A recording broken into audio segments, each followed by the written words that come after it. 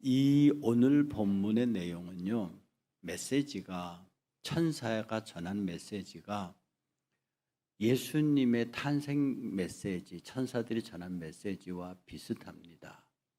오늘 사가랴 앞에 나타난 천사가 이렇게 말해요. 사가랴가 보고 놀라며 무서워하니 내 아내 엘리사벳이 내게 아들을 낳아주리니 그 이름을 요한이라 하라. 너도 기뻐하고 즐거워할 것이요 많은 사람도 그의 태어남을 기뻐하리라. 이렇게 천사가 예언을 합니다. 예수의 탄생을 앞두고 나타난 천사가 마리아에게 이렇게 말합니다. 천사가 이르되 마리아여 무서워하지 말라. 내가 하나님께 은혜를 입었느니라. 그리고 실제로 31절에 계속해서 말하기를 보라 내가 잉태하여 아들을 낳으리니 그 이름을 예수라 하라. 벌벌 떨고 있는 사가랴에게 놀라지 말라. 두려워하지 말라. 네가 아들을 낳을 것인데 그 이름을 요한이라 해라. 마리아에게 나타나서는 마리아여 놀라지 말라. 네가 아들을 낳을 것인데 그 이름을 예수라 해라. 그리고 사가랴에게는 이게 너도 기뻐하고 즐거워할 것이고 많은 사람도 이 아이의 태어남을 기뻐할 것이다. 예수께서 탄생하셨을 때 들에서 양을 치는 목자들에게 나타난 천사들이 이렇게 말합니다. 보라 내가 온 백성에게 미칠 큰 기쁨의 소식을 너희에게 전하노라. 내가 너희 온 백성이 미칠 큰 기쁨의 좋은 소식을 너희에게 전하네. 너희는 오늘 가서 다윗의 동네에 가서 구유에 누인 아기를 보리니 이것이 너희들에게 증거가 될 것이라고 하는 큰 기쁨의 좋은 소식. 유앙겔리온, 여기서 복음이라는 말이 나옵니다. 이렇게 요한의 탄생 때의 천사가 한 말과 예수의 탄생 메시지가 똑같이 대꾸를 이루고 있습니다. 여러분이 아시는 대로 세례 요한은 예수보다 6개월 먼저 왔습니다. 예수님하고 세례 요한은 사촌지간이에요. 사촌지간이에요. 그래서 이 세례 요한이 6개월 먼저 온 이유는 6개월 뒤에 올 예수 그리스도의 길을 예비하기 위해서, 예수 그리스도의 길을 평탄하게 하기 위해서 6개월 먼저 그가 옵니다. 그래서 그는 거친 옷을 입고 거친 음식을 먹으며 들에서 거친 생활을 하면서 왕궁에서 고급 호화주택에서 먹고 마시고 있는 정치 지도자, 종교 지도자, 사회 지도자들을 향해서 독사의 자식들아라고 그렇게 외치며 주의 길을 예비한 그런 사람입니다. 그의 출생 기사가 오늘 본문의 내용입니다. 사가랴는 제사장이에요. 대를 이어서 제사장을 섬기는 아론 지파의 사람인데 사가랴에게 아들이 없습니다. 그러니 이 아들이 없다고 하는 것은 자기 대에서 하나님을 섬기는 직분이 끊어진다는 거거든요.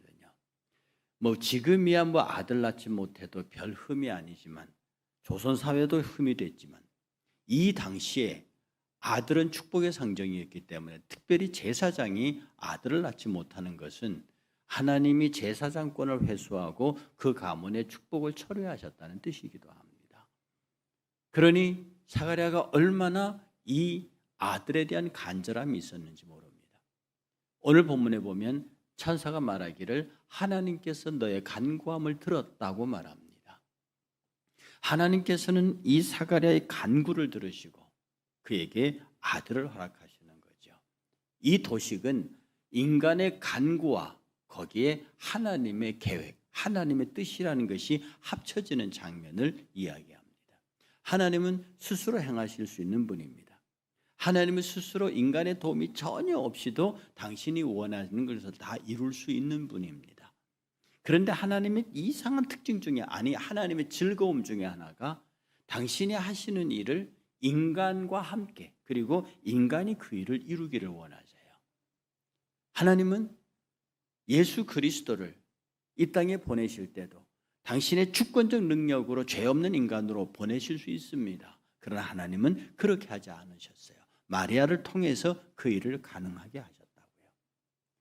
이 세상에 일어나는 모든 일들을 하나님께서는 독자적인 방법으로 당신의 방법으로 추진하기를 원치 않으시고 모든 일에 인간이 개입하기를 원하시고 인간이 그 일을 진행하기를 원하셨습니다. 출애굽 당신의 뜻입니다. 그러나 그 일을 모세와 여호수아를 통해서 이루기를 원하시는 거예요. 하나님이 모든 인간들에게 경배와 찬양을 받으시길 원하십니다. 각각에게 그렇게 하실 수 있지만 하나님은 특별한 사람들을 세워서 당신이 찬양과 경배를 받으시기를 원하셨습니다. 하나님이 나와 여러분, 정말로 죄와 허물로 가득 찬 나와 여러분을 통해서 당신의 영광을 거두기를 원하신다. 이것에 대해서 성도들은 너무나 놀라운 충격이 있어야 합니다. 하나님께서 나를 기뻐하시고 하나님께서 나를 즐거워하시고 하나님께서 나를 통하여 당신의 일을 이루시는 것을 매우 즐거워하신다. 여러분, 이거는 말입니다. 대통령이 나를 신임해서 장관으로 세워주고 장관님 이거 꼭 성공시라고 믿어주는 그거 만약에 여러분이 어떤 사람을 확 믿어주고 대임을 맡기면 거기에 대한 자부심이 어떨지는 모르겠지만 천지만물 창조주께서 나를 지명하여 부르시고 내가 너와 함께 일을 도모하리라. 내가 너와 함께 나의 뜻을 이루리라. 그런데 그런 하나님께서 내게 간절히 내게 원하시는 건 뭐냐면 나의 간절함입니다. 정말 그러기를 원하세요? 정말 그러기를 원하세요? 그럼 나를 통해서 그 뜻을 당신의 뜻을 이루어 주시기를 원합니다. 하나님은 우리에게 그 뜻을 이루기 위한 계획을 원하지도 않으세요. 하나님은 우리에게 부탁한 그 일이 우리 가운데 토론이 일어나기를 원하지도 않으세요. 어차피 계획은 인간이 세울지라도 그걸 이루시는 하나님이니까 우리가 아무리 이렇게 계획을 세워놔도 하나님은 이렇게 이루실 거니까 당신의 방법과 뜻대로 이루실 거예요. 주님이 원하시는 딱 하나밖에 없습니다. 네가 하겠다고 말해라. 네가 하나님이 명령하시는 그 일을 하겠다고 말해라. 그러면 내가 할 테니까. 지금 어법 이상하지 않아요. 제가 할게요 라고 나섰는데 일은 당신이 하시겠다는 겁니다. 나를 통해서. 그리고 그 일을 이루는 공로를 내게 인정해 주시고 그것으로 나를 축복하시겠다는 거거든요. 사가랴는요 제사장이에요. 하나님은 사가랴를 통해서 제사 받기를 원하세요. 영원히 축복받을 레위 지파의 족속에서 하나님은 그 레위 지파를 통해서 예배를 받으시고 찬양을 받으시고 그 일을 통해 당신의 영광을 드러내기를 원하셨어요. 이게 사가랴에게 주어진 책무예요. 사가랴는 그 일을 계속하기를 원했어요. 그러나 아들이 없단 말입니다. 그러니까 사가랴가 간절하게 하나님 내게 아들을 주세요 라고 하는 그 기도가 사가랴 엘리사벳 부부가 끝없이 그 기도가 계속되는 거죠. 천사는 말하기를 하나님께서 너의 기도를 들었다. 얼마나 간절한 기도였겠습니까? 얼마나 간구함이 마음속에서 절절한 기도였겠습니까? 여러분 기도에도요 절절하고 간절한 기도가 있고 대충 하는 기도가 있습니다. 자식들이 아버지 어머니에게 무언가 요구할 적에요 대충 달라 하는 게 있고 아예 그냥 시금전폐하면서 달라고 하는 게 있습니다. 다른 거예요. 똑같은 것을 구하더라도 엄마 줘 라고 문 탁 열고 주든지 말든지 라고 하는 것과 엄마 이건 안 주면 안 되라고 엄마 치마끈을 붙잡고 늘어지는 건 다른 거예요. 엄마는 똑같은 것을 주지만 구하는 쪽에서는 다른 거예요. 우리가 하나님의 은혜 안에서 하나님이 나를 사용하신다고 약속했습니다. 하나님 나를 축복하신다고 약속하셨고 그 약속과 축복의 통로를 위해서 내게 일을 주십니다. 이것에 관해서 저와 여러분들은 간절함이 있어야 하는 겁니다. 그러니까 교회 안에서 주어지는 직분에 대한 간절함. 요새 말입니다. 대학에 총학생장 후보가 없대요. 옛날에는 그 총학생장 되겠다고 막 선거운동하고 막 그 시즌이 되면 학교가 난리가 났는데 요새는 이 총학생장을 찾으러 교수들이 뛰어다닙니다. 학생처장이 뛰어다녀요. 각 과의 학과장, 학생 과대표를 뽑기 위해서 지도교수들이 아주 애를 먹습니다. 왜요? 옛날에는 총학생장하고 과대표하면 장학금을 줬습니다. 근데 지금은 거의 모든 학생들이 장학금을 받아요. 성적만 잘 받으면 장학금 받는데 애로 성적 장학금만 있는 게 아니라 장학금 종류가 워낙 많아서 일정한 점수만 잘 받으면 그 점수 순서에 의해서 장학금은 보장되는 거니까 굳이 자기 온 시간 다해서 옛날처럼 학생장에 했다고 뭐 정계에 진출할 수 있는 것도 아니고, 뭐 학생장에 했다고 뭐 알아주는 것도 아니고, 시간 들고 욕먹는 자리니까 안 해요. 그러니 세울 사람이 없어 쩔쩔맨다. 이게 교회도 그러면 어떡합니까? 교회도 세울 사람이 없어서. 정말로 교회의 직분이 약속한 하나님의 축복의 통로인데, 저는 담임 목사로서 여러분에게 구하고 싶은 것은요, 제발 이 교회에 맡을 직임과 직분에 관하여 거룩한 욕심을 내라. 하나님, 누가 해도 좋겠지만 제가 했으면 어떻겠습니까? 이걸만 내가 하겠다 운동하는 뜻이 아닙니다. 하나님 앞에서, 하나님, 제가 하면 안 되겠습니까? 저도 그래도 비교적 좀 쓸만한데요. 이런 간절함이, 그리고 제게 기회를 주시면 제가 그 일을 감당하실 능력도 주실 거니까 뭐 자기 힘으로 하랍니까? 이 사가랴는요, 자기의 제사랴 직분이 계속 이어가기 위해서 내게는 아들이 필요했습니다. 그리고 그 아들을 구했고요, 하나님은 그 제사장을 통해서 영광 받으시고 그 제사장을 통해서 하나님이 이루실 일, 그런데 그 놀라운 계획이 있습니다. 하나님은 그 사가랴의 기도를 통해서 예수 그리스도의 길을 예비하는 세례 요한을 보내시기로 작정하는 거예요. 여러분, 이 사가랴는 단순히 아들을 기도했지만 하나님은 그 사가랴가 구하는 아들의 당신의 뜻을 보태기를 예수 그리스도의 길을 예비하는 사람을 보내기로 작정하시는 거예요. 사가랴가 꿈에 늘 생각했습니까? 그냥 제사 지낼 아들을 주세요. 그런데 그 간구에 응답하신 하나님의 뜻은 내 아들 예수 그리스도의 앞길을 예비하는 사람을 너를 통해서 보내겠다는 겁니다. 이래서 내 생각은 너희 생각과 다르며 내 뜻은 너희 뜻과 다르고 내 방법도 너희 뜻과 다르다는 거예요.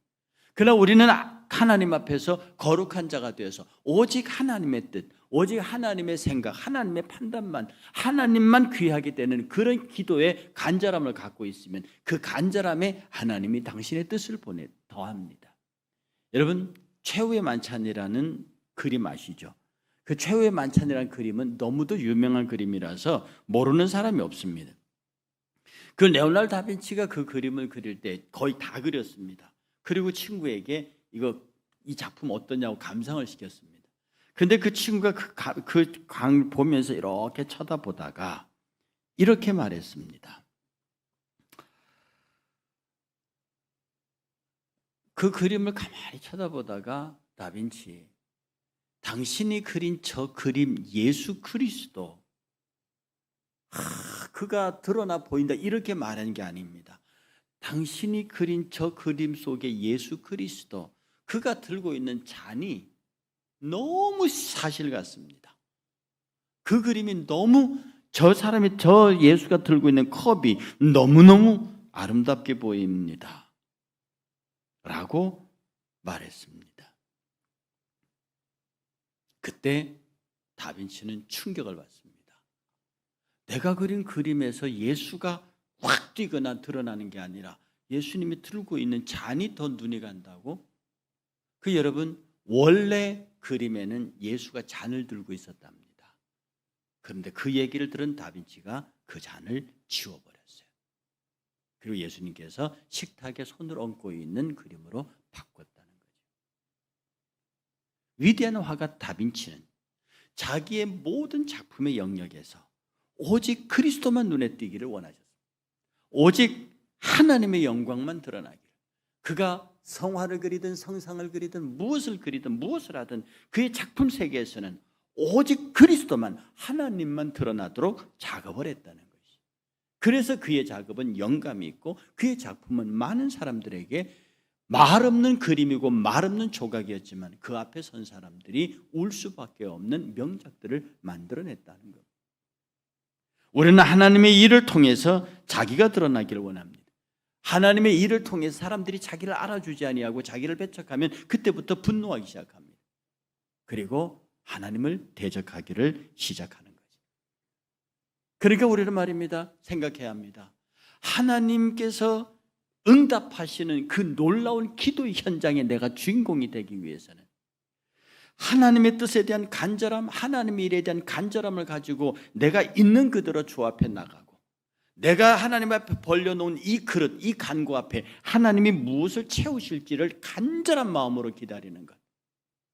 바로 이것이 오늘날 사가랴의 기도에 응답하시는 하나님께서는 단순히 사가랴의 기도에 응답의 아들이 아니라 그 아들이 장차 태어날 예수 그리스도의 길잡이로서 전무후무한 세례 요한이라는 인물을 준비하시는 하나님.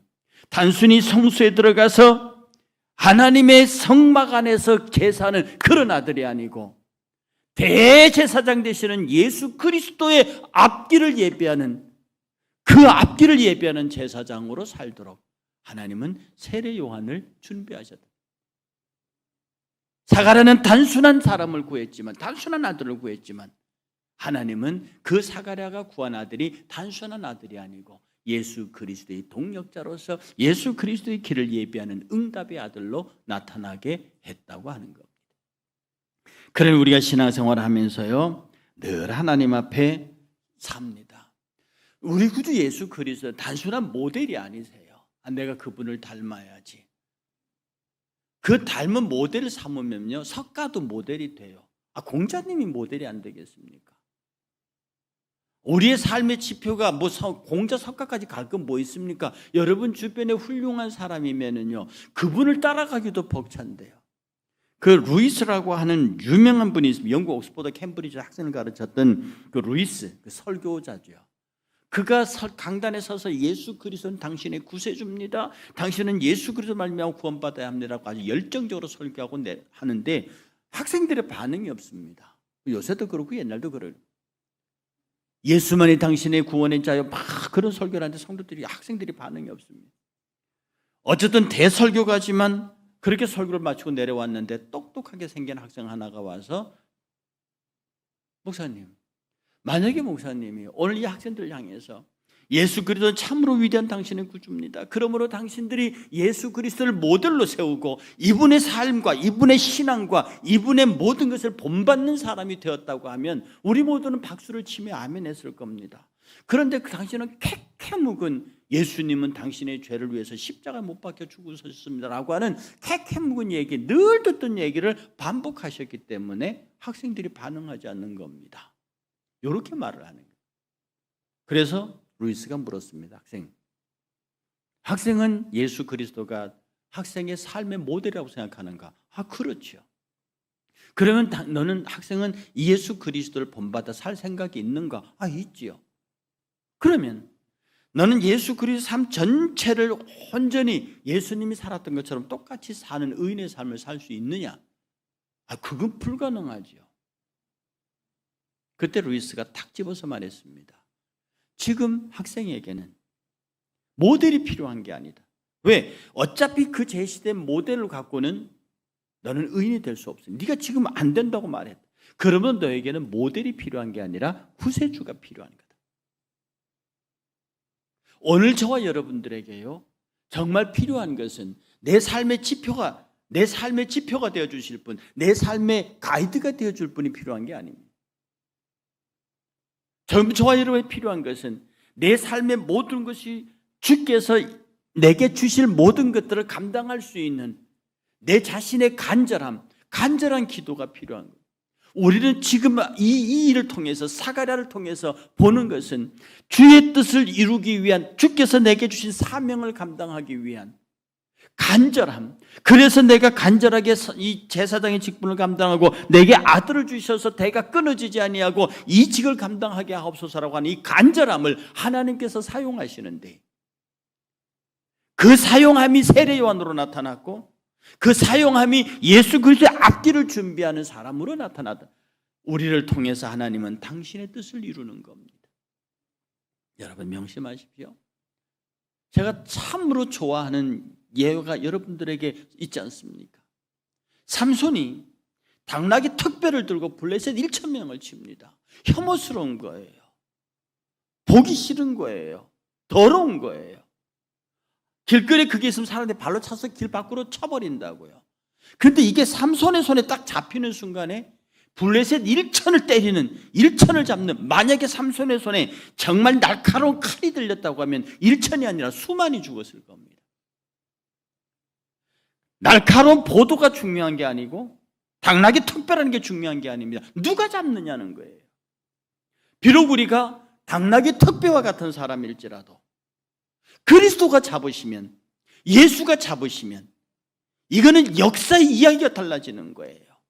그러니 우리는 주께서 나를 잡아주시기를, 나를 사용해 주시기를, 그냥 사람들이 발로 차서 구석에 처박히는 그런 당나귀 턱뼈가 아니라 주의 손에 붙잡히는 당나귀 턱뼈가 되기를, 내가 비록 못 배우고 못나고 부족하고 뭐 할지라도 주께서 나를 잡아주는 순간에 세상이 감당할 수 없는 존재가 된다는 것을, 사랑하는 성도 여러분, 이런 응답을 기다리는 응답의 아들, 지금 대림절 마지막 날을 향해서가 이제 다음 주에 예수 그리스도 오는 성탄주일인데요, 지금 우리는 가장 간절한 마음으로 주여 내게 오시옵소서, 다른 사람이 아니고 다른 사람의 성탄절이 아니고 나의 성탄절이 돼서 내가 간절히 당신의 탄생을 내가 기다리오니, 당신이 내 안에서 탄생하시고 당신이 나를 붙잡아 주실 때에 나는 그냥 당신의 탄생, 단순한 구원만을 기다렸더니, 내가 예수를 믿어 예수의 사람으로 사는 것만을 구하였더니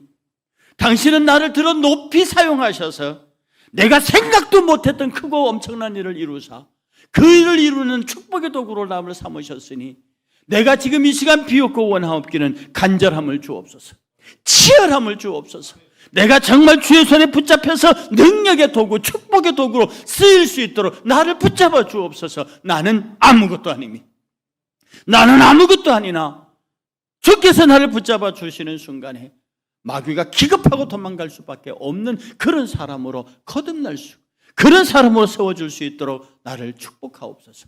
사랑하는 모두가 응답의 아들을 기다리고 그대로 얻는 우리 성도들이 되셔서 정말로 그 간절한 마음, 임마누엘 예수여 곧 오소서, 나에게 오소서, 내게 탄생하소서, 나의 하나님, 나의 구세주가 되시오, 그리고 내 간구하는 바를 이루사 나로 하여금 축복의 통로, 나로 하여금 역사의 통로가 되게 하옵소서. 그렇게 기도하고 성취하는 여러분 되시기를 주의 이름으로 축복합니다.